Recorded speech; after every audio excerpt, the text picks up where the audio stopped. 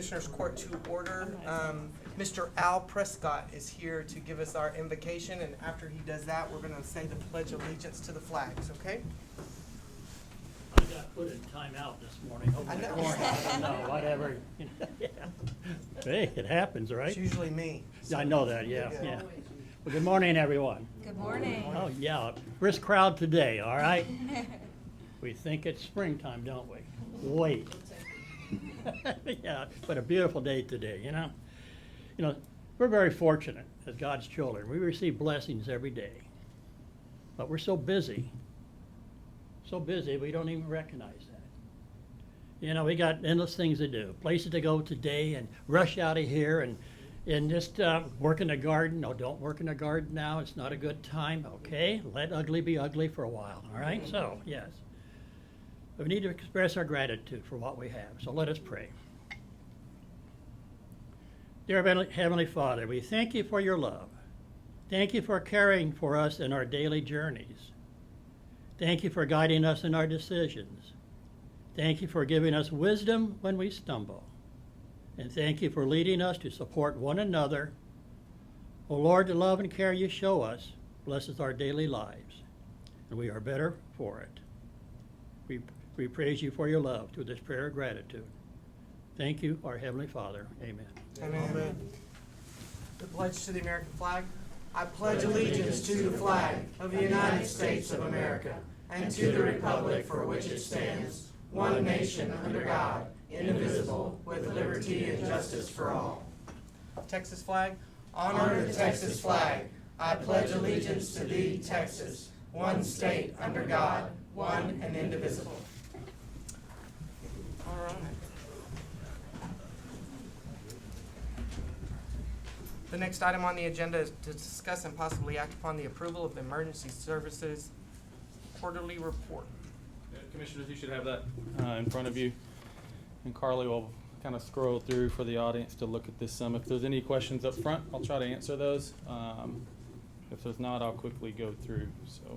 So is are the last four or five pages of that just a summary to show us what it really takes to get some of the funding that you're trying to get? Yeah, it's just one example. Okay.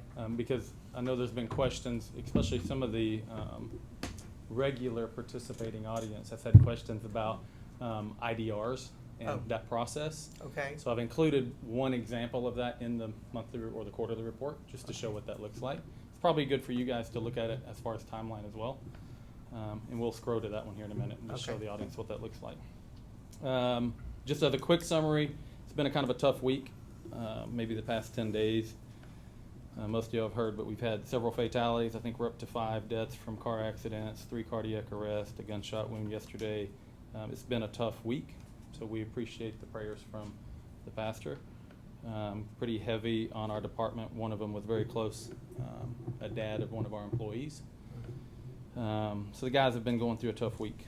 Outside of that, the monthly and quarterly reports look pretty standard. Stay on that slide for 1 second.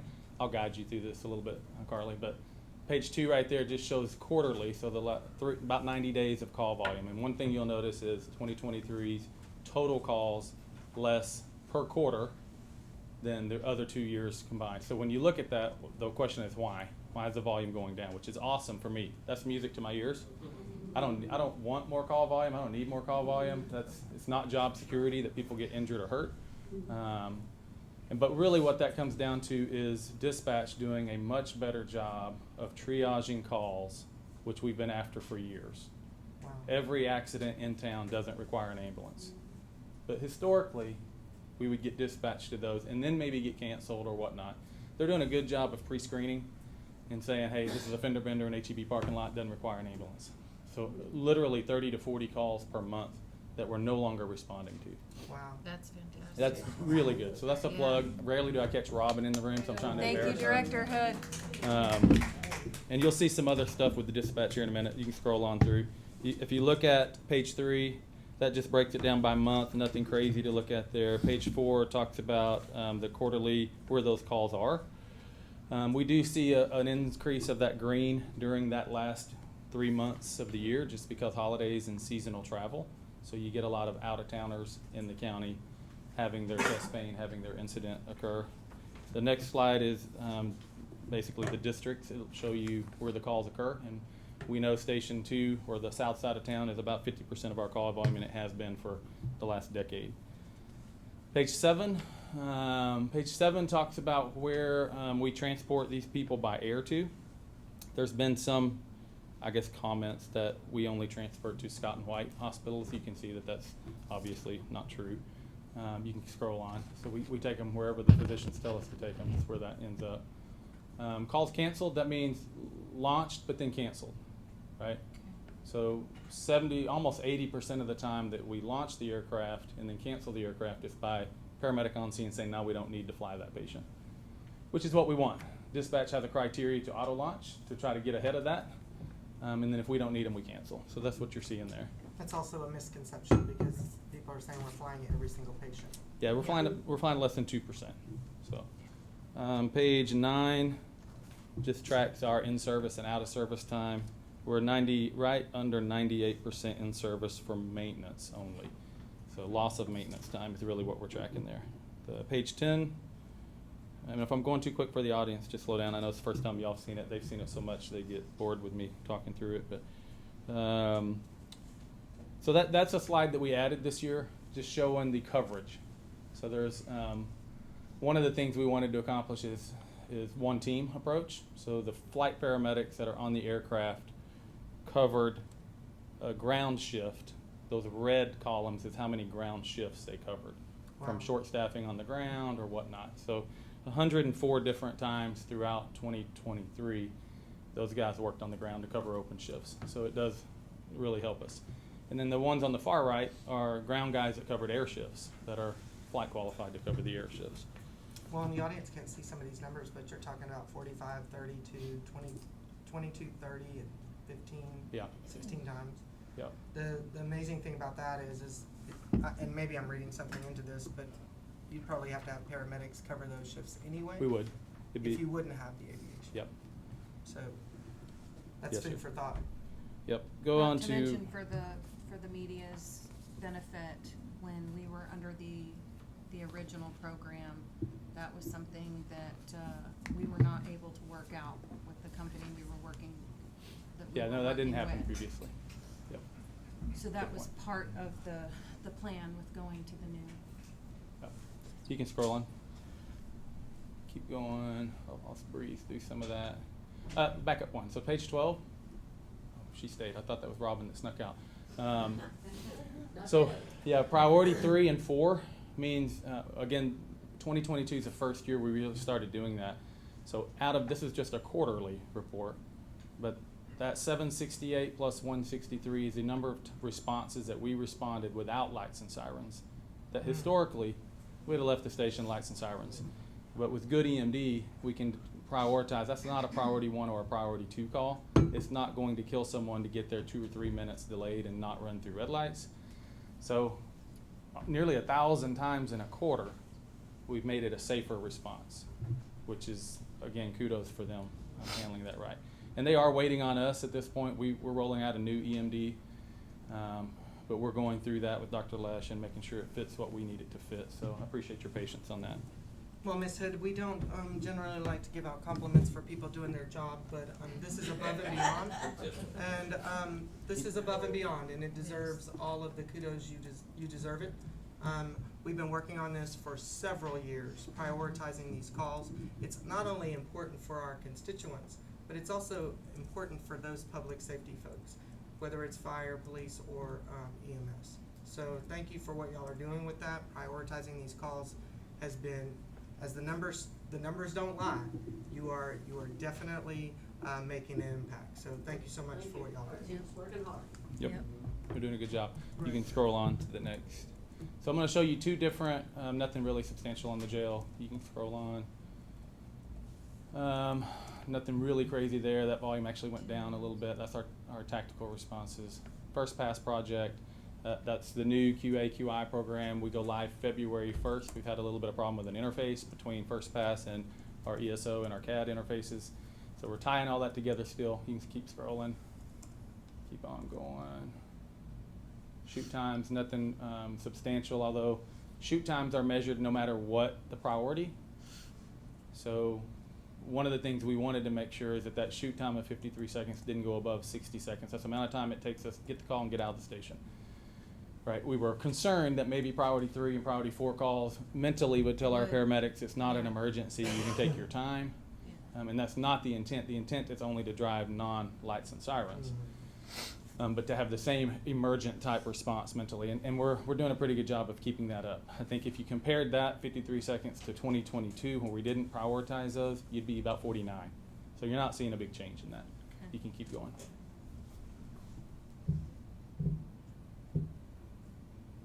Keep going. Nothing really on response times. All those look pretty good. The only response time that I'd probably even note is that our District 4, which is the Chapel Hill response times, was single digits for the first time in 2023, which means we were nearly full staff and had someone in that district, which anytime you see a big dip in response times there, it's because we're actually in that district, which shortens that response time. And we're one person from being full staff, which is why you're seeing that. You can scroll on. That's great.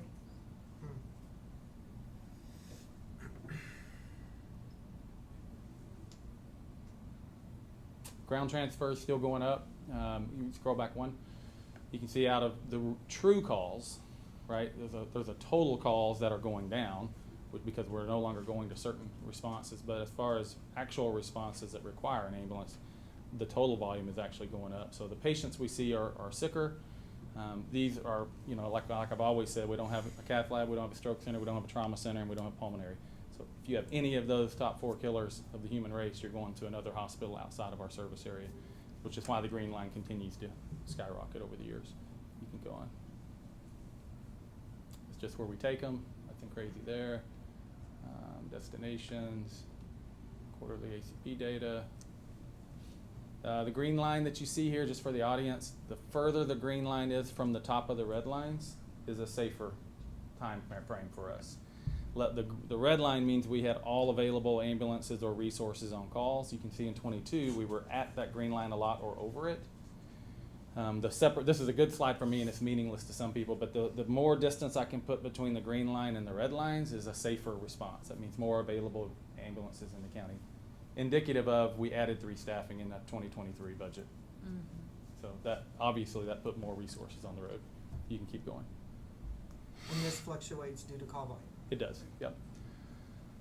So this, just all the numbers, I call it our spreadsheet, our master spreadsheet, but you can see that for 2023, we projected 18 months ago when we did budget for the full year, a $6.1 million revenue.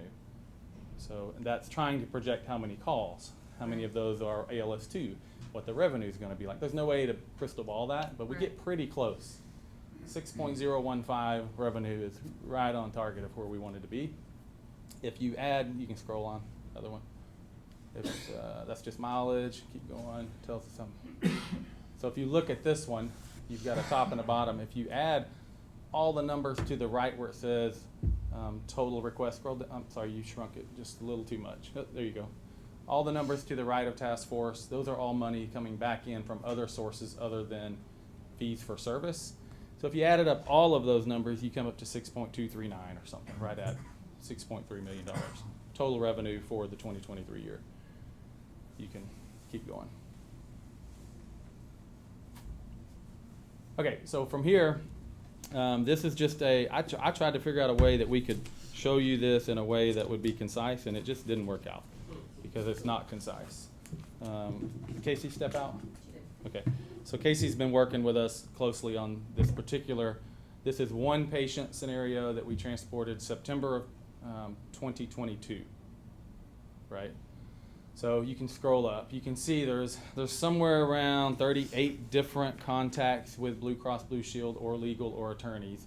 June 23, we actually won a federal court ruling that the insurance company was required to pay us the money, right? That's the red. So they were required to pay us that amount of money. They're supposed to pay us in 30 days. You can keep scrolling. That was in June of 23. Didn't pay. We go back and forth. They needed different things. We kept going back and forth. It's really good reading if you ever want to get through that. I read it. It's not. Don't lie to these people. September. So 1 year after the transport of the patient, Blue Cross Blue Shield confirmed that yes, they did have a copy of the IDR decision and that they will pay it. Keep scrolling. Roughly 4 months later, between Senator Colcourt's office, which I appreciate her staff support, they worked diligently on this. The county attorney's office, you can see in December, got really tied into this to where we were making calls to the Blue Cross Blue Shield legal counsel of saying you have been told by a court ruling to pay the money, and you still haven't paid it. We've extended every deadline to try to get that done. Nobody's going to give people that much time to pay their bill, right? You're going to get your phone cut off or something done. The insurance company, so when I talk about the IDR process and money's still pending, I'm not making that up. Like, that's 18 months of waiting on money that we know we're going to get, right? We know we're going to get that. You can scroll on.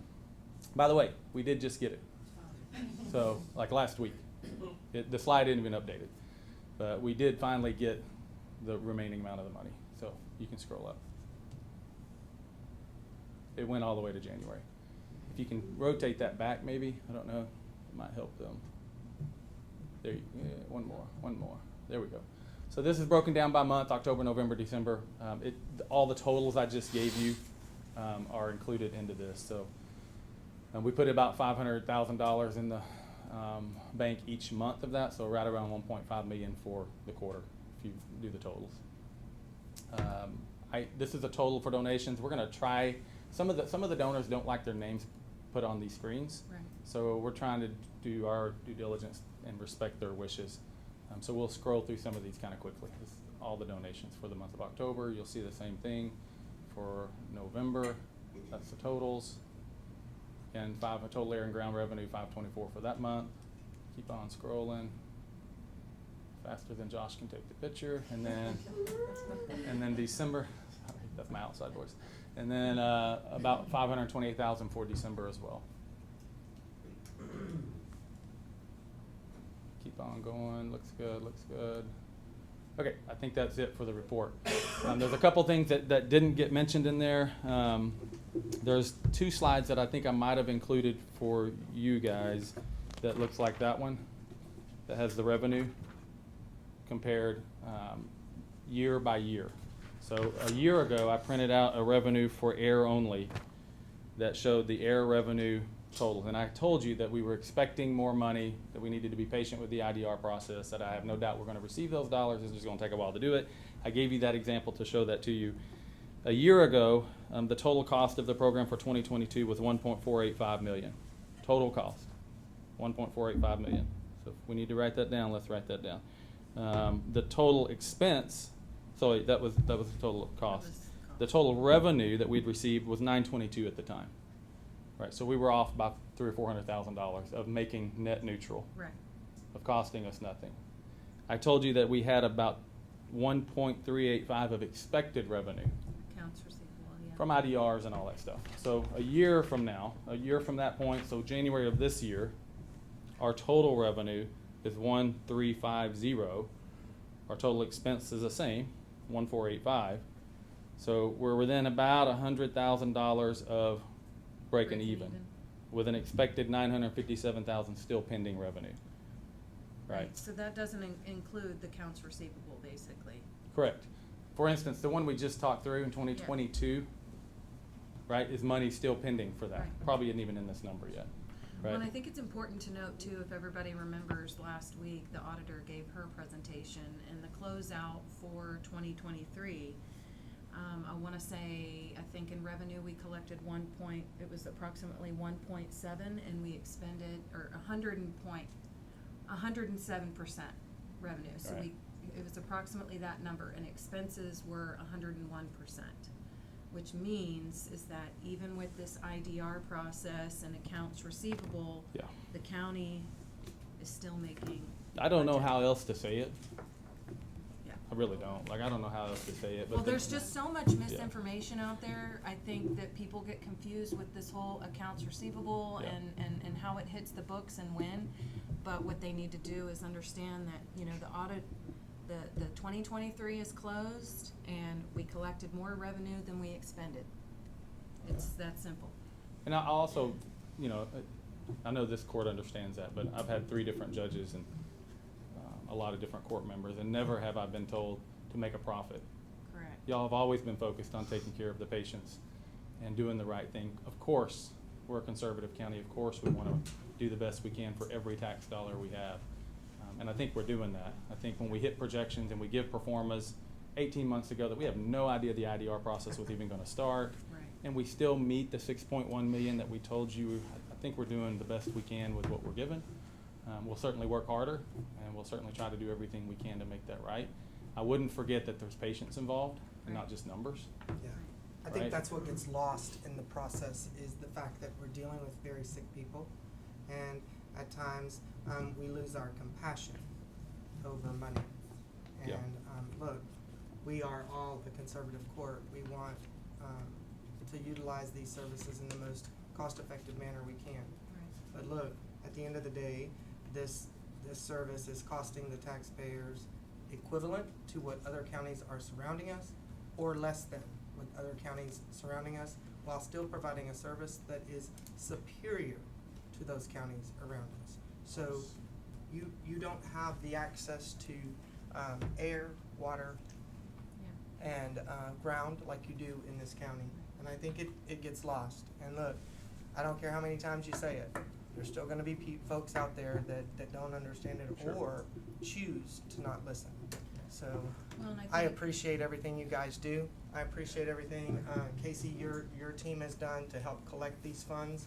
It is a difficult task, and it looks like it's very time consuming for your people. I'm sure Amy is the one that's sending those Sure. emails and trying to collect those dollars, so she's probably spending some time doing that. So Right. we appreciate all that work because it's paying off. I want you to know that there is a silent majority of this community that is so appreciative of the services we've had and what you have done with the data that has driven this court to make these decisions. Sure. So thank you so much for everyone involved. Yeah, and I think you're right, Commissioner. It does get lost sometimes that we're taking care of patients, but I've heard, members of the community, well, right, that's always at the forefront, but what are we actually paying? And I think a lot of confusion for people is that when they look at the budget and they see a $6 million EMS budget, they assume that 100% of our tax dollars is going to pay that. For most of our other services, that is true. But EMS, unlike most services, have the opportunity to generate a significant amount of revenue. And so I haven't seen the new data, but the constituency historically is only paying approximately 27% Right. of that 6 million, which is actually unheard of, and I don't think anybody else in the state is actually running at that level. Yeah, it'd be hard to find. I 60%, wanna make if I'm sure not that, mistaken, is that Yeah. national average? just because I see them writing numbers, I wanna make sure we get the number right. Yeah, So 8.3, 8.3 is the total. 6.2 there you is go. your 2 big numbers, right? $8.3 million budget, 6.2 million of revenue for 2023 There you go. is Thank really you. where we are. I know that's what you meant, but I just wanna make sure that they Yeah. know that. Which means we operate off $2 million of tax dollars, which, by the way, so does dispatch, right? Yeah. By the way, so I think that's what we have to keep in mind is, Yeah. and I We give you a don't bunch of screw- kudos to tell you that, right? Yeah. Well, we don't scrutinize Well, the we're other providing a offices. level of service above and beyond, and I think Yeah. that everyone's being good stewards. Sure. A great job they do there, and I'll tell you, compared to other departments, they stand above all the rest pretty well. Thank you. Thank you so much. Thank you. Treasurer. Yep, remember we have to accept the donation. I make a motion, I need a motion, Commissioners. Here, I gotta open mine back up. I do too. I was in the, I make a motion to approve the emergency medical services quarterly report. I'll second that motion. Motion's been made in second. All those in favor say aye. Aye. All those opposed? Ayes have it, motion carries. The next item on the agenda is to discuss a formal notice for AMP Texas Pipelines LLC for a natural gas line across the right-of-way of Brett Hauer Road in Precinct 4. Morning, Commissioners. Good morning. Yeah, so we do have a notice that we are going to be having a pipeline crossing Brett Hour. It's just going to be south of 2780 intersection. They are going to be traversing along 2780. This particular crossing is not going to have a casing, however, it does meet Section 7D of our policy, which requires it to be 8-foot minimum depth. And then a greater factor is safety for the crossing, as well as pipeline markers, so they do meet all of our requirements. So do you have an? This is just Just a a notice. Just a notice, all right. All right, Commissioners, the next item on the agenda is to discuss and possibly act upon the oil and gas development permit for Magnolia Oil and Gas LLC for FM 1948 Precinct 3. Yeah, so this is a oil and gas development permit application for Magnolia Oil and Gas. This is going to be right near 1948 West and Rayburg Road. I have confirmed that they will be accessing off of 1948 West. There is Wilhelm, which is a private lane that comes off of Rayburg. Access has been denied off of this one. We're just going to be monitoring, just be on the safe side. It's nice to verify that, but we're just going to have the confirmation every once in a while we're coming through that, just to make sure that they are purely utilizing their access that they've confirmed off of 1948. Otherwise, they're not going to be using any county roads for this piece of development, and we see no reason not to move forward. And you do not see them using Rayburg Road? No, sir. And if they do, are we going to be able to have? We are going to be videoing Rayburg Road just in case they do end up going back the opposite direction or cutting through Wilhelm, but we have confirmed that they are going to be using 1948. So we will have the data to show that, yes, if they start to use that road and that road tears up, we'll be able to come after them for funding. Exactly. That's why we'll do the video status ahead of time. That's the only. It's one of those question I- things that verify, but just to check. Well, sometimes GPS leads us down a rabbit hole to get where we need to go, and that sometimes leads them into our right of way. So, just wanted to make sure of that. Commissioners, do I have a motion? I will, I move upon an oil and gas development permit for Magnolia Oil Gas Operating LLC on FM 1948 Precinct 3. I'll second. Motion's been made and second. All those in favor say aye. Aye. All those opposed? Motion carries. Next item on the agenda, discuss and possibly act upon the authorization to seek bids for an equipment shed. Bids will be due and open on Thursday, February 28th, 2024 at 10 a.m. and awarded on Tuesday, March 12th, 2024 at 9 a.m. Yeah, so this is an equipment shed covered that we've kind of talked about in budget and past year. What this is meant to do is really to protect the high value equipment that we have. We've noticed that there's water damage over the years. We've seen sun damage over the years. And whenever you have a very healthy, expensive equipment that we have, leaving it in those conditions is just probably not a good idea. So this is meant to protect that equipment for the long haul. There was an equipment shed in the past. We do want to have one for the future. This particular shed, as it's proposed in front of you, would be a 340-foot long, 32-foot deep, 16-foot minimum tall equipment shed that would match the same color scheme of the existing facility to make sure we have a matching structure. This would allow for 26 bays, 26 spots with 14 bays. And we are not proposing architectural with this, just to kind of keep you in mind. That's something we've talked about in the past. We've confirmed this with the legal team. It does meet the Texas Administrative Code. This is an equipment shed. At the grand scheme of things, we decided that, look, this is strictly a cover, right? Okay. This is going to be three-sided. One side is going to be completely open, as most equipment sheds are going to be. They will be required to do a bid bond, payment bond, and performance bond, which does meet Texas statutes. That is a requirement for anything over $100,000, which is what we expect.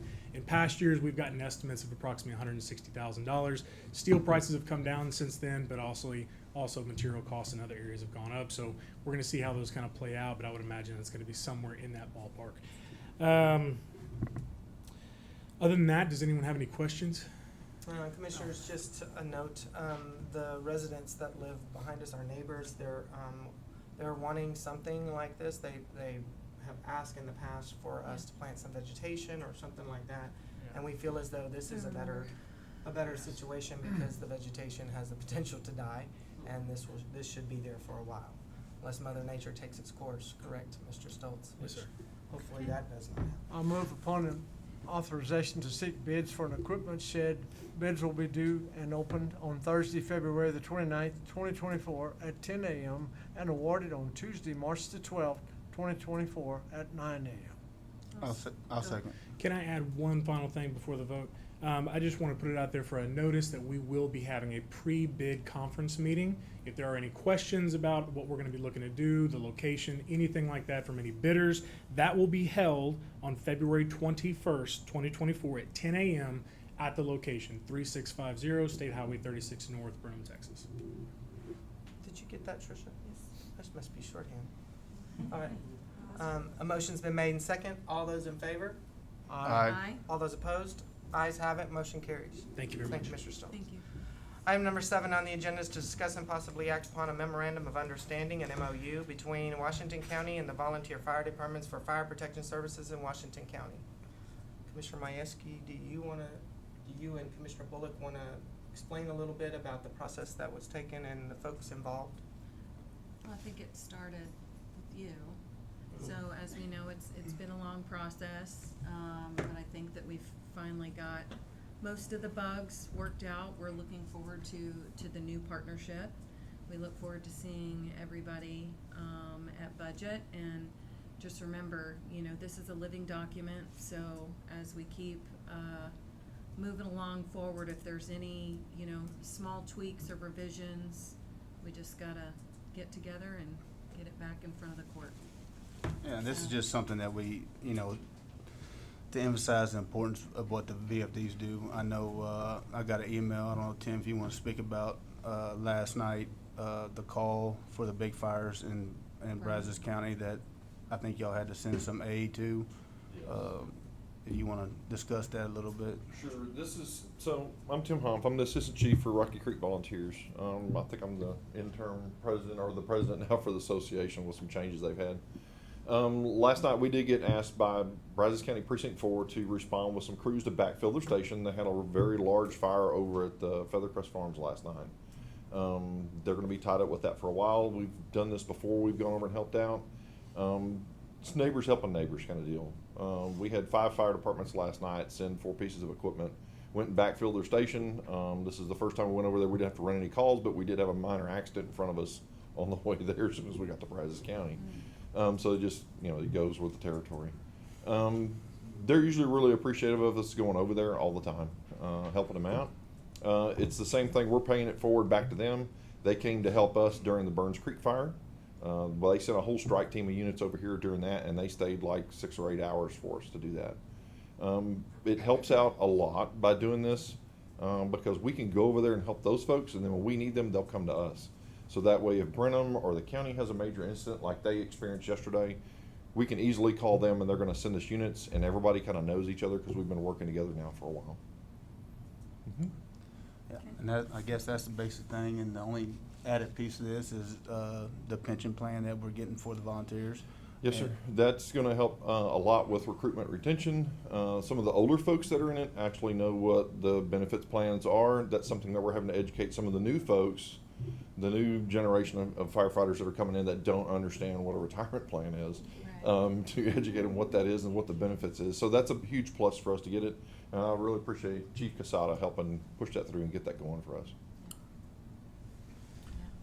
So I do know that we've had an agreement with the volunteer fire departments for a while now, and the cooperation has been great. I think that what we have to understand is these documents, like Commissioner Bullock said, are living documents, but they also provide us an understanding of it gives us all an understanding of what the expectations are. We've been working with these fire departments now for a while with these MOUs, and I really appreciate that effort and the effort that everyone put into putting this together. I know the volunteers had several members that did it, these 2 commissioners, as well as the county attorney's office. So everybody who gave an effort, if I left someone out, please let me know. But I really do appreciate that because it does help us all understand what we're here for, and it's good to know the expectations. If we continue this partnership, I've gone over the document, and it is a pretty sound document. I really appreciate the work. So once again, thanks a lot. Sure thing, and I appreciate the help, Commissioner Hanneth. So I know, for some of y'all that don't know, Commissioner Hanneth and I sat down for many hours one day after he took some field trips figuring out what we need to do to help the fire departments out. And I stepped up, and him and I sat together one day for many hours at a volunteer fire station, sweating and figuring this out and getting the base work down. And this document's come a really long way because now we have buy-in from all of the fire departments, more buy-in from the commissioners, and it's a lot better deal for the community. It started out as a pretty good deal. It was a good concept that we started with, and I think it shows now that it's a lot better working relationship on how it is and how things are going, because the county now sees what they're getting for their money, and the fire departments are stepping up to the plate to use those funds as needed. Well, and the goal, as we all said from the beginning, is a better trained force, right? Correct. And that's what we were after. I think this document gets us even further into that with some of the new added features that you guys put into it. So, and look, it doesn't take long to get 6 hours with me, right, Mr. Ham? That's correct. I tend to like to talk a lot. All right, commissioners, I need a motion. I make a motion to approve the MOU between Washington County and the Volunteer Fire Departments for Fire Protection Services in Washington County. Second? Motion's been made in second. All those in favor signify by saying aye. Aye. All those opposed, motion carries. Josh? Quick question, Mr. Hop, would you mind giving a shout out to the departments that actually are helping out in Brazos County right now? So they actually we all came back last night. We stayed until the Precinct 4 got their units released. Last night we had Rocky Creek, we had Myersville, we had Berlin, Latcham, and Salem. So, and what we typically do on these responses to figure out how we do that is typically we'll have one of us will send out a message that gets contacted to send out to all the fire chiefs to find out who's available and what it is, because obviously we want to ensure there's coverage in the county and make sure that our folks here at home are still covered too, that we're not like everybody's leaving to go over there. Yeah, So we do that to make sure it's kind of You sharing give a the shout load. out to all the volunteers because the Yeah. other ones had to cover the ones when they left. They had it set up with mutual aid to cover the ones that went Exactly. out, so. Yeah, because everyone- I know the Brenham guys were covering some of Salem's territory, and we had people at Washington that were covering some of our territories back this way, because the word went out countywide that, hey, we've got a handful of folks that are leaving, and that if there's a fire in another end of the district, that please, start rolling that way, and a lot of those guys were actually sitting in their fire station last night. Uh-oh, are you gonna ask me a question? I'm Oh. asking all y'all. Oh, Does this okay. replace the EDS that was being proposed? No. No. Well, The EDS is not the- coming through this commissioner's court. The ESD, the there you go. Emergency Service District, that's completely separate. Okay. The only role that this commissioner's court would have would to vote on whether or not to allow it to go on a ballot. Casey, Thank you. Right. is that, Yep. just making sure I didn't. This has need nothing to do with that. Yeah. If there's one thing I continue to say, we're much better together than we are separate. Yes, we are. In any thing we do in government, whether it's with the volunteer fire departments or whether it's with the city of Brenham or any of our other taxing entities. So I appreciate the efforts, and this MOU solidifies that partnership. So Yeah, I genuinely think it's gonna get the ball much farther down the field, and, I know that we all look forward, well, me too, the number spreadsheet nerd, but I look forward to seeing the operating budgets, cause it's gonna give us a much clearer picture of how to help and where, and how to strategically plan as we move forward, so that excites me. all right. Item number 8, anybody else have anything? Item number 8 is to discuss and possibly act upon the participation contract between the Washington County and the Texas Emergency Services Retirement System on behalf of the Washington County Firefighters Association. So this, for the media's purpose, this is coupled up with the MOU, the pension plan that we're providing. So, Yeah. that's, I don't And know basically what if this you is wanna- it lines out all the details of what what they're gonna have to do to participate. The board, what's the board made of? 3 firefighters, 2 outside citizens, and one County One county county rep. representative. And that board will Well, do you want set, Chris? set the, guidelines. You wanna talk about it, Chris, or Yeah, explain how the Chri- board? Yeah, Chris knows all of what's going on. Chris Casada, Chief of Old Washington. So the board, basically how that will be set up is 3 volunteer firefighters, 2 citizens from the county, and then representative from the county. From the county. Yep, And they will outline the details. yep. It's a state statute, right? Right, so the state gives us, TESRS gives us guidelines of the qualifications that a firefighter will need to make in a year so that they qualify for that pension plan. And that board will go ahead and set up for, those requirements in our first meeting. Right. So the board oversees their qualifications to make sure that they That's correct. meet the minimum in order to receive the benefit. And I had the conversation with Mr. Casada before court about the fact that we will probably need to see these documents, the court will. So I'd appreciate it that they put it in their guidelines to allow the court to see those that have made those. And basically that's because we have a new auditor and a new outside auditor. Right. So we don't want to create confusion on what's going on with these funds. So I think it would just be best for us all, and it will create a clear transparency of where the money's going and how it's going out of the county coffers. Yep. So, is Okay. there any other Any discussion? second? Then I need a motion. I'll move upon the participation contract between Washington County and Texas Emergency Service Retirement System on behalf of Washington County Firefighters Association. I'll second. Motion's been made and second. All those in favor say aye. Aye. All those opposed? Motion carries. Item number 9, discuss and possibly act upon the annual and semi-annual maintenance agreement between Washington County Sheriff's Office and Will Banks Contractor Support LLC for the boiler at the Washington County Jail. That's you. Good morning. I'm gonna do the jails. Jail and I joined forces All right. to make some stuff happen really quick. What you have in front of you is just a basic semi-annual maintenance agreement. At the jail, they have an open system there where they have 2 boilers.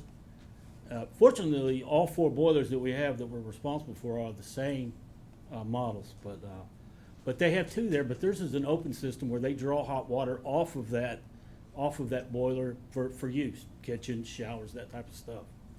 And we are required to have this PM done annually, and we added a semi-annual one for the jail, since theirs is used a lot more than the 2 we have at Bless the you. courthouse and Bless you. annex. So that would explain the difference in cost. Yes, Two Yes, sir. times to 1 time, right? yes, sir. So we did replace one of those boilers here a few years ago. Yeah, we That did. was 3 or 4 years ago. Yes, sir.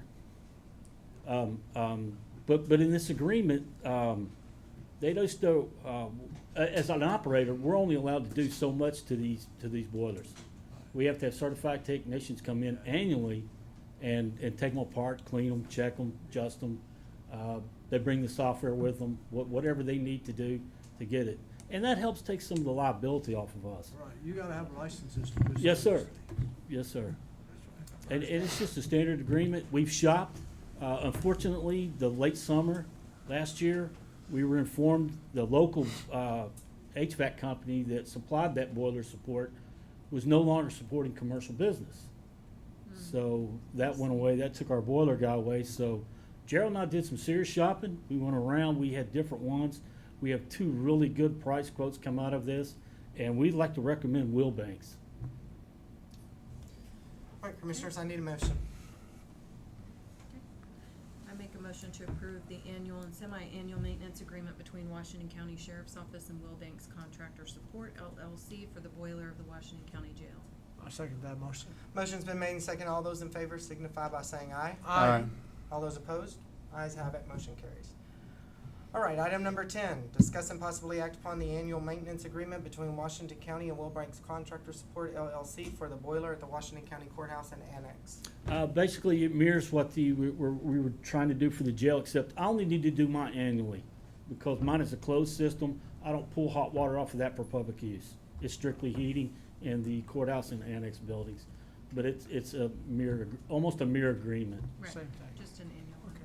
I'll move upon the annual maintenance agreement between Washington County and Will Banks Contractor Support LLC for the boiler at the Washington County Courthouse and Annex.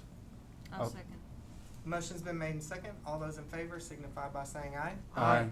All those opposed? Ayes have it, motion carries. Item number 11, discuss and possibly act upon the approval of accounts payable. Ms. Kramer?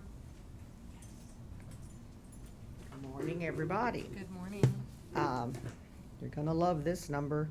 157,229.89. It's Who'd you leave out? I don't, That sounds cheap. Seriously. I don't know. It was just a slow week for bills. Well, that's good. Yeah, I'll take it every week. Because there was nothing really outstanding in it.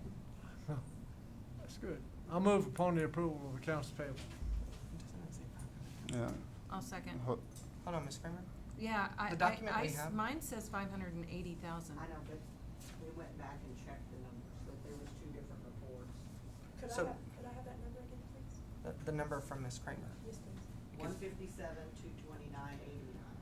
So the document that the Commissioners Court have is not the revised for, Okay, yeah, because, well, there was a big 400 from the debt service. Is that why? Yes. What, I'm assuming it has to do with that, cause that's a big chunk. Yes, I didn't have that in my total. Yes, that we paid for the bond payment out of that. So is this 580 is right? Yes, Okay, so what we have is correct, yeah, I'm sorry. yeah. Cause if you subtract the so 412. you did miss one. Yeah. Well, Pretty big one. Sounded too It's- good to be it's- it's a true. once a year payment. Tricia, so- it's the one that's in the In the agenda packet. The total is $580,853.58. Thank you so much. I wouldn't count. That's okay. I figured you weren't adding in the debt service, cause that was the bulk. I need a motion, Commissioners. We have motions. I did that. Oh, okay. I need, Yeah, we have motion, we just need to vote. all those in favor signify by saying aye. Aye. All those opposed? Ayes have it, motion carries. Discuss and possibly act upon the approval to award the chassis for the EMS department. Mr. Doremus? Yes. Oh, that must be an amended. You're probably looking at I'm looking at the older old one, I agenda? think, Yeah, it was a revised one that came out Friday. So 3 weeks ago, we went out for sealed bids for an ambulance chassis. And we got one sealed bid and one HGAC price. The recommendation from us is to go with the Apple Ford local dealer because it's $65,585.10. $65,585.10. And the HGAC price was $66,878. $66,878. So it saves us $1,292 to go local. Okay. So that's, I'll move upon the approval to award the chassis for the EMS department. Do we gotta say where to? Yes. Who are you gonna To award? Apple Ford. Yes, sir. I'll second. Motion's been made and second. All those in favor signify by saying aye. Aye. All those opposed? Ayes have it, motion carries. Item number 13. I make a motion to adjourn. I second that motion. All those in favor signify by saying aye. Aye. All those opposed? Ayes have it, motion carries. We are adjourned. Thank y'all so much.